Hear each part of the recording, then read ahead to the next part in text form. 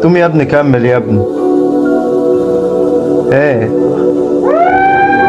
طب ذاكر باين وعيط بالتانية. طيب كل ما تحس ان انت تعبت تقول لنفسك لا لسه، كل ما تحس ان انت يأست تقول لنفسك لا لسه كتير، انا لسه ببتدي، مش هعطل دلوقتي. انت اخترت طريق، كمل للاخر، مفيش مبررات ومفيش اعذار. الحاجة الوحيدة اللي هتوقفك هي الموت، ما تقبلش بحاجة اقل من كده ان هي توقفك. حبيبي بص، يعني انت عدي اكتر من نص المشوار، ويعني انا عارف والله ان انت مضغوط، ولكن كالعاده اللي يصبرك ان انت قطعت جزء كبير من مشوارك. يعني لازم دايما تفضل على العهد وتفضل مثابر وصابر على ان انت تحقق نتيجه كويسه مهما ثقلت عليك الاعباء ومهما كانت في محن بتواجهك.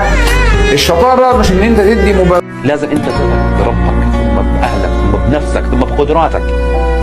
انت بتقدر تسويها، ما في اشي هيك ممكن يوقف لك عقبة بحياتك، ولا اشي ولا اشي ولا اشي.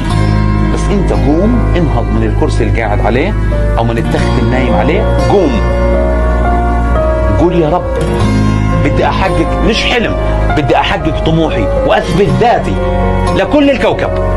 حتثبت اذا انت بدك. والله لو كنت اضعف انسان في كل المواد ولا تملك من المهارات اي شيء، من جواتك بدك تصنع المستحيل.